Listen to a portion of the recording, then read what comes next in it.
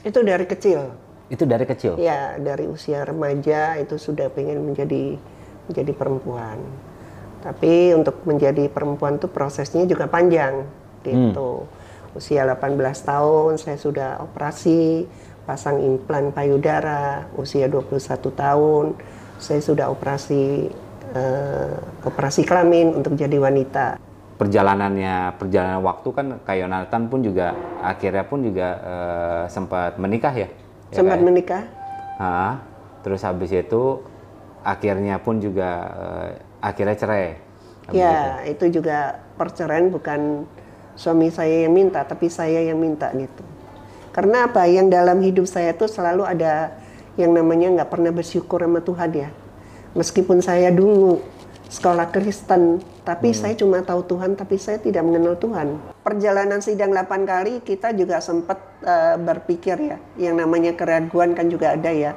Waduh, ini setujuin nggak, kalau misalkan sampai nggak disetujuin kita akan maju lagi ke Mahkamah Agung gitu. Tapi puji Tuhan akhirnya Tuhan menyetujui permohonan saya. Itu adalah kerinduan saya untuk Tuhan mulihkan kita itu nggak setengah-setengah.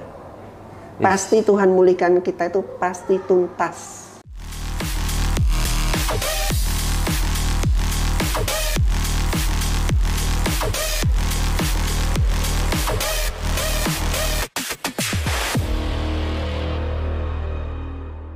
Ini mungkin kita cuma ngobrol-ngobrol sebentar aja, cuma sekilas aja gitu. Tapi kalau misalnya dibayangin perjalanan Kak Yonatan masuk ke lembahnya itu udah bukan lembah kekelaman, itu udah udah dasar lembah yang paling bawah kayaknya ya kayak.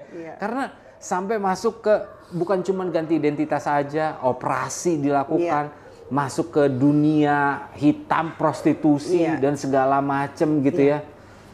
Wow, untuk hanya mencari bahwa kekosongan ini tuh harus diisi dan cuman bisa diisi sama Tuhan. Ya, itu adalah perjalanan 7 tahun ya kan, yang namanya dosa saya semua itu udah ada kan. Dengan perjalanan selama 7 tahun akhirnya dosa itu dengan sendirinya itu akan rontok. Karena apa? Di saat bejana kita udah bersih, firman itu akan masuk, dia akan menjadi benih, dia akan berakar, dia akan bertumbuh. Jadi kalau orang dalamnya belum pulih, tidak mungkin luarnya itu akan pulih. Bagus. Dalamnya itu harus pulih dulu. Kalau dalamnya udah pulih, luarnya itu pasti akan pulih. Jadi tidak ada paksaan. Kalau orang dipaksa, nggak akan bisa, dia pasti akan kembali lagi.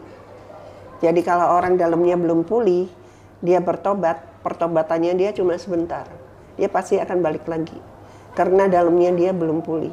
Mungkin ini adalah kata-kata juga yang bisa Kak Yonatan sampein ke beberapa, mungkin ada banyak gitu ya. Kalau misalnya sekarang kan ngelihat banyak juga teman-teman yang ada di persimpangan itu tuh Kak. Ya. Aku terjebak di tubuh laki-laki nih. Enggak, sebenarnya aku tuh wanita gitu. Nggak tahu gimana caranya. Terus abis itu pun juga keluarga pun juga respon dari keluarga itu salah, padahal sebenarnya respon dari keluarga itu penting banget ya Kak.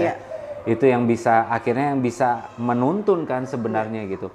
Nah, untuk teman-teman ini nih, untuk teman-teman yang lagi di persimpangan atau lagi bingung atau lagi merasa bahwa enggak, aku tuh sebenarnya bukan yang tubuhku katakan gitu.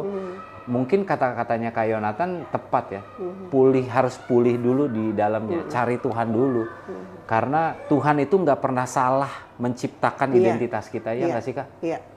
Nggak pernah, dia nggak pernah salah gitu. Jadi kalau misalnya kita diciptakan dengan tubuh laki-laki, ya berarti kita diciptakan sebagai laki-laki. Kalau misalnya kita diciptakan dengan tubuh perempuan, ya berarti kita betul-betul Tuhan ciptakan kita sebagai perempuan. Iya nggak sih Kak? Jadi bagi saya LGBT itu adalah pilihan ya. Satu itu adalah dosa. Kedua adalah pilihan. Makanya mereka harus tahu kebenaran, bukan pembenaran diri. Jadi mereka selama ini yang mungkin terkukung dengan LGBT-nya selalu mencari pembenaran diri. Betul. Gua begini bukan kemauan gua, tapi memang udah jalan hidup gua. Padahal sebenarnya enggak Iya, kan? Sebenarnya itu benar. kemauannya dia ya. Jadi carilah Iya. kebenaran, karena kebenaran itu hanya ada firman Tuhan. Kebenaran Menarik itu sih. adalah Tuhan sendiri. Menarik. Karena pada dasarnya kan kita lahir di dunia ini kan karena memang Tuhan mau untuk kita ada Iya, di dunia ini Tuhan gitu nggak kan. pernah salah menciptakan kita. Yes, itu Iya. bagus banget Kak Yonatan, bagus banget. Itu di tengah-tengah di mana dunia ini lagi dibombardir dengan berbagai macam hal, dengan LGBTQ, Iya. non-binary dan segala macamnya gitu. Karena aku sebagai orang tua Iya. cukup concern juga di dunia ini karena di luar khususnya gitu ya. Mungkin kalau misalnya di Indonesia nggak ada gitu. Di luar banyak banget Kak yang transgender Iya. gitu ya, drag queen itu datang ke sekolah-sekolah, mereka memberikan story time. Iya. Mereka baca buku cerita Iya. ke anak-anak yang umurnya masih 5 tahun, 6 tahun Kak. Iya. Maksudnya ini buat aku mencemaskan karena belum tentu mereka punya support system keluarga yang cukup kuat yang bisa memberitahukan mereka identitas mereka sesungguhnya gitu. Terus abis itu tiba-tiba di sekolah dengan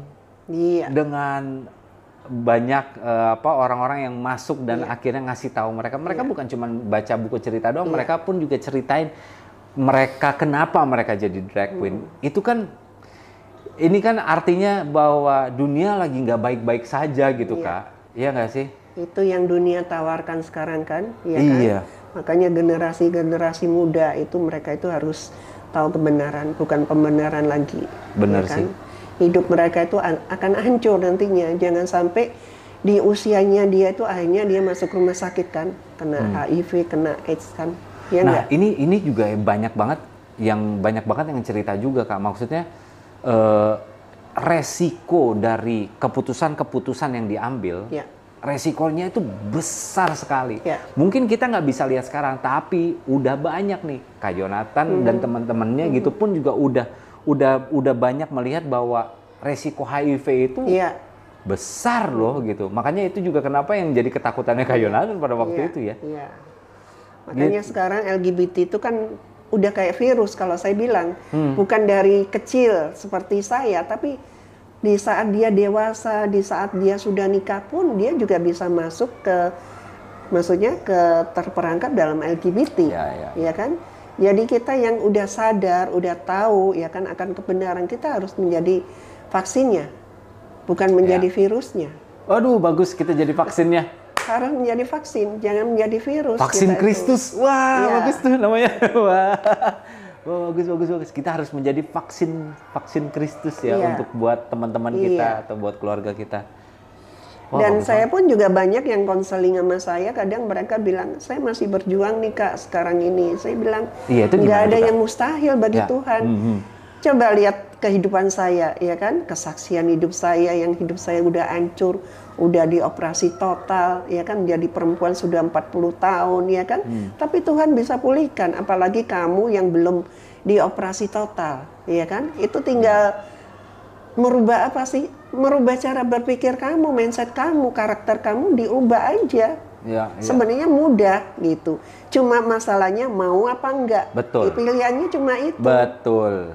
Ya kan? Pilihannya kamu mau nggak mau diproses nggak sama Tuhan? Apa kamu mau protes? Pilihannya cuma di situ aja sih. Kadang kita jawab mau tapi pakai koma. Iya. Ya kan, bukan mau titik gitu ya. Iya. Mau koma tapi gitu. Wah, Iya. itu sulit tuh. Nah itu, ya Iya, kan? iya, iya. Namanya mau nggak diproses, mau nggak dibentuk sama Tuhan, mau nggak pikul salib. Ya kan, namanya diproses tuh emang nggak enak. Tapi kalau kamu diproses Tuhan, damai sejahtera dan sukacita itu akan selalu ada dalam kehidupan kamu. Bagus tuh. Udah nggak ada sampah-sampah lagi, kekhawatiran, ketakutan, minder. Itu hidup saya yang dulu itu selalu ada dendam, itu karena apa? Kepahitan dalam hidup saya. Iya. Tapi sekarang saya udah menemuin apa? Menemuin damai sejahtera dan sukacita. Ya. Tahu tujuan hidup saya tuh mau kemana nantinya. Iya. Kalau dulu saya nggak tahu, perjalanan hidup saya tuh ibaratnya burung terbang tuh nggak tahu tujuannya tuh kemana. Iya. Dan akhirnya nemplok di pohon yang salah aja gitu ya. Itu. Iya. Karena itu bener banget sih, kadang kita gitu ya, kita tuh harus memperlengkapi ataupun juga kita harus mengisi kantung-kantung anggur kita itu dengan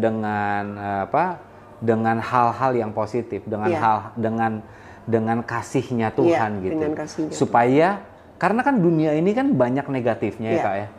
Jadi waktu kita terima negatif, semua negatif dari yang dunia berikan, yang dunia tawarkan gitu ya, reaksi kita itu tetap positif gitu. Reaksi kita terhadap dunia ini tetap oke gitu. Proses Kak Yonatan aja 40 tahun lebih ya prosesnya. Dan Kak Yonatan pun juga ngobrol sama banyak teman-teman yang pun juga mengalami hal yang sama, bahwa yang mereka harus jalanin adalah proses ini nih yang gak gampang. Karena pada dasarnya memang di dunia ini pun juga yang instan itu nggak bakalan lama kok. Yang instan itu pasti akan cepet hilangnya, cepet pudarnya gitu. Makanya kenapa Tuhan suka banget sama proses ya Kak ya? Karena proses itu di dalam proses ada kekuatan gitu ya Kak ya. Amin. Ada di dalam proses itu yang membuat kita menjadi ini dengkul-dengkul ini jadi kuat untuk lari. Iya nggak sih Kak? 40 tahun. Kayak proses 42 tahun. Umur aku aja belum segitu. Kadang ada juga yang bilang sama saya, ya kamu kan udah tua, ya kan kamu udah siapa kayak ngomong nggak? Kurang ajar banget itu yang ngomong kayak gitu. Udah kamu coba kan, ya kan melakukan dosa apa aja, tapi saya kan belum. Ya saya bilang, ya namanya manusia umurnya kan kita nggak pernah tahu. Betul. Ya kan, saya bersyukur kalau dengan usia saya Tuhan selamatkan hidup saya, ya kan Tuhan pulihkan hidup saya. Ya namanya usia. Kalau suatu saat Tuhan manggil kita ntar malam, kita juga nggak pernah tahu kan. Jadi bilangnya kan gitu ya, nggak usah pede punya umur panjang lu. Itu, lu bisa aja sampai hari ini. Kita belum tahu. Jadi kalau misalnya kita tahu bahwa hari ini kita masih hidup, ini adalah kesempatan. Iya, kita harus menjadi cari Tuhan, saksinya Tuhan. Bagus. Kita harus menjadi berkat untuk orang lain. Bagus banget Kak, bagus banget. Dan nggak berhenti di situ aja ya. Ekosistem, support system pun juga penting. Ya nggak sih Kak? Setelah Kak Yonatan berproses nih 42 tahun pun juga tetap memilih untuk berada di tengah-tengah circle ataupun juga orang-orang yang memang membawa efek yang baik buat kita. Itu pun juga penting ya Kak ya. Ya, meskipun intimidasi buat diri saya itu masih ada sampai sekarang. Oh ya. Karena iblis itu tidak akan berhenti. Apa, Kak? Oh gitu. Ya, kalau iblis intimidasi saya itu dengan mimpi-mimpi. Oh gitu. Iya, mimpi masa lalu saya waktu saya jadi perempuan. Oke. Ya, saya kadang kaget kebangun, ya saya berdoa kan. Saya putuskan, saya patahkan di dalam nama Tuhan Yesus, roh yang ada dalam diri saya itu lebih besar daripada roh yang ada di dunia. Itu masih tetap ada, meskipun kadang ada orang yang manggil saya masih manggil salah, manggil ibu, contohnya, ya kan? Bagi saya itu udah nggak ada kepahitan lagi, nggak ada udah nggak apa-apa lah ya, udah nggak ada kekhawatiran lagi dalam diri saya. Ya kan, saya pikir ya udah mungkin dia juga orang bingung kali lihat saya kan, ini laki apa perempuan apa laki, ya kan. Tapi yang pasti Tuhan Yesus Kristus sudah tidak bingung lagi melihat diri saya. Itu aja yang saya pandang. Gitu. Tapi benar Kak. Apapun gitu ya. Kalau misalnya Tuhan Yesus udah pulihkan identitasnya, faktor-faktor X itu sudah tidak menjadi masalah lagi ya Kak. Iya nggak sih Kak? Karena kita udah konten gitu, karena kita udah tahu jati diri kita di dalam Tuhan itu siapa dan kita itu apa di mata Tuhan. Iya nggak sih Kak? Karena aku pun juga punya mungkin nggak sejauh apa yang Kak Yonatan alami gitu ya. Aku cari jati diri aku di narkoba, di kehidupan malam dan segala macam gitu. Dan aku nggak menemukan apa-apa. waktu aku ketemu sama Tuhan, yang Tuhan bilang bahwa Reza, kamu berharga di mataku. Itu di situ tuh aku langsung kecantol tuh, set gitu. Di tahun 2003 tuh Kak. Di situ aku kecantol sampai hari ini. Wah, puji Tuhan. Sampai hari ini, puji Tuhan. Ya, balik lagi dari 2003, it's a long process. Tuhan bawa pun juga ke komunitas-komunitas yang baru karena supaya aku punya kebiasaan-kebiasaan yang baik juga gitu kan. Iya. Dan sekarang Kak Yonatan dengan komunitas Kak Yonatan, bagaimana komunitas mensupport Kak Yonatan dengan identitas yang baru ini? Wah, mereka support saya sangat support saya mereka. Penting sih itu ya, Kak. Penting itu Kak. Iya. Karena suka sedih gitu kalau misalnya ngelihat ataupun juga mendengar gitu ya cerita bahwa ada teman-teman kita yang mau berubah gitu, walaupun dia istilahnya waria mungkin gitu ya, tapi ditolak sama komunitas, ditolak sama lembaga gitu atau apapun gitu ya, suka sedih aja gitu karena kan mereka kalaupun memang gereja belum siap, ya diarahin aja ke tempat atau ke orang-orang yang memang sudah yang bergerak di situ, ya nggak sih Kak? Kadang mereka itu masih ada rasa malu ya untuk datang ke gereja. Jadi mereka itu punya rasa minder dengan dirinya dia sendiri kan.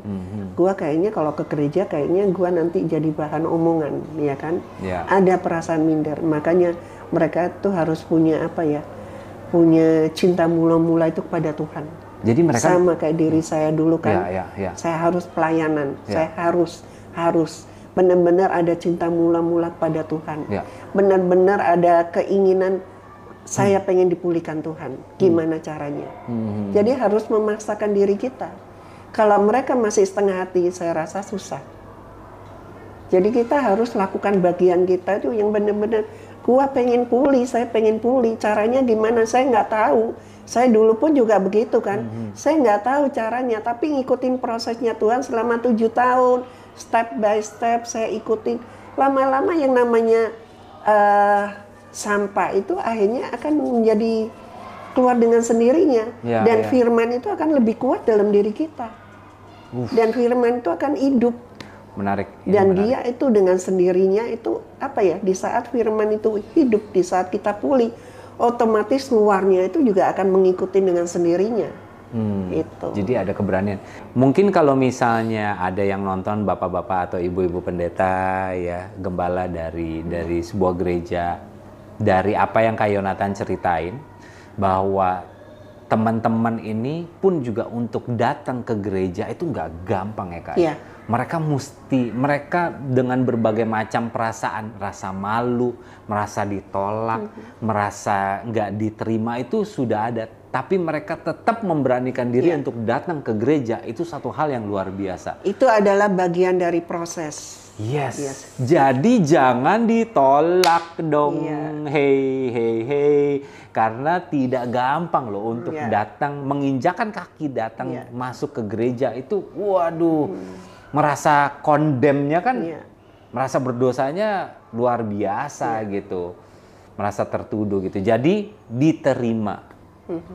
Dan mungkin juga harusnya ya gereja harus menjadi safe place, menjadi tempat yang aman, tempat yang nyaman untuk siapapun, yang orang-orang yang berdosa kayak bagaimanapun untuk datang, ya nggak sih Kak? Ya kan. Jadi jangan jadikan gereja menjadi tempat yang pertama kali ditolak sama orang-orang yang berdosa, karena itu bukan gereja sesungguhnya. Itu bukan identitas gereja gitu. Gereja itu harus menjadi menjadi tempat yang nyaman untuk orang-orang datang dan akhirnya mereka mengalami Tuhan. Kita mengasihi orangnya tapi kita benci dosanya. Gitu. Exactly, betul. Setuju Kak. Wih, seru banget. Berarti sekarang Kak Yonatan setiap hari ini adalah pelayanan ya buat Kak Yonatan ya? Iya. Mendedikasikan diri gitu ya, hidup Ya. waktu untuk Ya. untuk melayani Tuhan. Ya, untuk menjadi saksinya Tuhan, untuk menjadi berkat untuk orang lain, dan biar orang lain itu mengerti yang namanya kebenaran, ya kan? Karena kebenaran itu akan memerdekakan hidupnya dia. Ya, ya. Udah berapa orang Kak yang maksudnya seberapa banyak gitu teman-teman yang punya pengalaman seperti Kak Yonatan juga yang datang akhirnya bantu dong, tolong dong, aku juga mau gitu. Ya, itu adalah salah satu kerinduan saya ya. Saya selalu doain mereka ya kan. Saya percaya tangan Tuhan tidak kurang panjang untuk menjamah hidup mereka, ya kan. Yang penting dia mau lakukan bagiannya, itu aja sih. Saya tetap dukung dalam doa untuk mereka-mereka yang konseling sama saya. Tuh, ada yang sudah pulih, ada yang udah mulai diproses, ada yang juga jatuh bangun juga ada, tapi emang jatuh bangun itu hal yang bagi saya tuh hal yang lumrah ya kan. Tapi tetap dia percaya aja Tuhan itu akan pulihkan hidupnya dia. Kita yakin aja, karena tidak ada Tuhan yang lain, hanya Tuhan Yesus Kristus yang bisa menyelamatkan hidupnya dia dan memulihkan hidup dia. Setuju. Jadi harus kembali ke identity yang dari Tuhan Yesus Kristus. Itu. Benar. Dan kalau misalnya ada teman-teman pun juga yang mungkin yang sedang menggembalakan di sebuah gereja gitu ya, dan bingung nggak tahu gimana sih caranya gitu. Ada sini yang datang sudah beberapa minggu datang gitu dan tidak tahu bagaimana cara menanganinya atau melayaninya, mungkin juga bisa tanya Kak Yonatan juga ya. Bisa konseling sama saya. Gitu. Karena kan memang istilahnya ada juga yang diterima sih gitu. Iya nggak apa-apa masuk, tapi mau ajakin ngobrol juga bingung mungkin gitu, atau apa ya yang harus dilakukan. Padahal kan sebenarnya ajakin ngobrol mah nggak mau ajakin ngobrol aja ya Kak ya. Iya nggak sih? Karena kan pada dasarnya kita semua manusia ya. Kalau pendeta kan cuma bisa doain aja.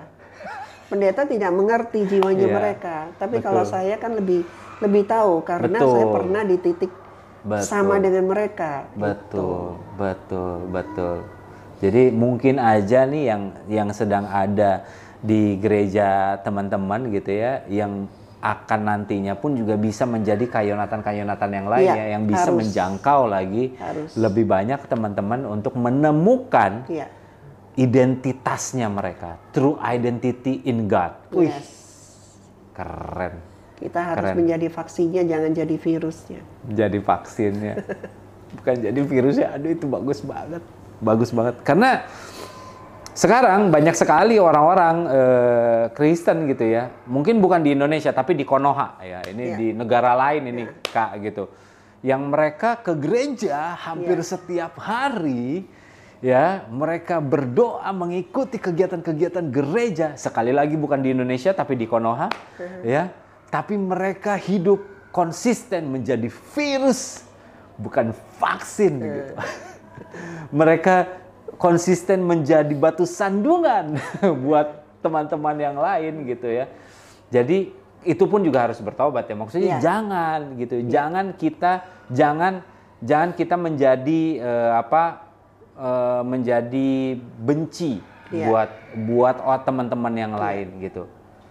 Biasanya tuh kalau misalnya udah ada grup baru, WhatsApp grup baru, dan kita tidak ada di dalam situ, nah itu tuh salah satu tandanya tuh Kak. Kok aku tidak ada di grup itu ya? Kenapa ya apakah aku menjadi virus selama ini gitu? Jadi berubah jadi vaksinnya Kristus sekarang ya, Kristus ya gitu. Menjadi banyak, kita harus bereaksi, banyak mereaksikan hal-hal yang baik. Iya. Bagus banget. Kak Yonatan, thank you banget. Okay. Kak Yonatan, kalau misalnya ada teman-teman yang lagi nonton BTS Behind the Story saat ini, dan mereka pun juga lagi bingung, lagi ada di masa-masa di mana waktu Kak Yonatan umur 17-18 gitu ya. Lagi mau mengambil keputusan yang besar karena mereka pikir itu adalah identitasnya mereka. Gitu. Apa yang Kak Yonatan mau bicarakan gitu sama mereka saat ini? Ya, berpikir untuk kedua kalinya ya. Untuk untuk mengenal kebenaran, ya. Jangan cari pembenaran, karena kalau pembenaran itu kita tidak akan pernah mengerti akan kebenaran. Jadi kita harus tahu identitas diri kita tuh, kita lahirnya laki-laki atau perempuan. Kalau kita lahirnya laki-laki, berarti identitas kita adalah laki-laki. Jadi jangan salah, jangan sampai kita mau ditipu sama iblis. Dunia saat ini sedang menawarkan, ya kan, sesuatu hal yang tidak pasti. Tapi kita mau nggak nanti di saat kita mati itu kita bertemu dengan Tuhan Yesus Kristus, ya kan? Jadi kita lakukan bagian kita sekarang. Kalau kita laki-laki, kita adalah laki-laki. Kalau kita perempuan adalah perempuan. Jangan sampai akhirnya kita berpikir, ya sekarang kan sudah banyak kan, ya kan, dunia di luar pun juga boleh perkawinan sejenis, ya kan, biarin aja kalau mereka yang tidak mengenal kebenaran. Ya. Tapi kita tahu kebenaran, kita lakukan kebenaran, bukan pembenaran diri kita. Ya. Karena hidup itu adalah pilihan, kita mau milih yang mana sekarang, ya enggak? Kalau kita tahu jalan hidup kita salah, ya udah kita berbalik lagi. Jangan sampai kita terlambat untuk kembali lagi ke jalan yang benar. Ya, itu aja sih. Setuju Kak. Ya. Dan segala macam kekosongan yang kalian lagi alamin sekarang, percayalah, cuman Yesus saja yang bisa isi ya Kak. Iya, hanya Tuhan Yesus Kristus. Hanya Tuhan Yesus, nggak ada yang bisa lain. mengisi kekosongan diri kalian kita. Bisa cari sampai ujung dunia, tapi nggak akan ngedapetin apa-apa, karena cuman Yesus Kristus ya. saja. Amin. Gila. Kak Yonatan, terima kasih sekali, terima kasih buat udah sharing-sharing lagi. Mudah-mudahan nggak bosan-bosan ya. Nanti kita undang lagi. banyak yang bisa diceritain karena menarik banget. Kita belum bahas buku, ya kan? Iya. Belum bahas buku. Ada buku baru lagi yang Kak Yonatan lagi persiapkan katanya kan untuk tahun ini. Iya, Oke, sip. Pokoknya terima kasih sekali lagi. Tuhan Yesus berkati untuk apapun yang Kak Yonatan lagi lakukan nih, pelayanannya dan pekerjaannya semuanya ya Kak ya. Mudah-mudahan makin banyak lagi pekerjaan-pekerjaan Tuhan yang luar biasa yang Tuhan berikan, Tuhan percayain Kak Yonatan. Amin. Gitu. Nah, teman-teman nonton terus Behind the Story karena kita akan ngobrol-ngobrol dengan banyak orang dengan kisah-kisah yang seru-seru ya, yang Tuhan lakukan, yang Tuhan berikan kepada narasumber kita ataupun juga bintang-bintang tamu kita ya. Sampai ketemu lagi di BTS atau Behind the Story selanjutnya bersama saya Reza Nangin dan juga terima kasih sekali lagi Kak Yonatan. Sampai ketemu lagi. God bless you all. Bye bye. Bless you.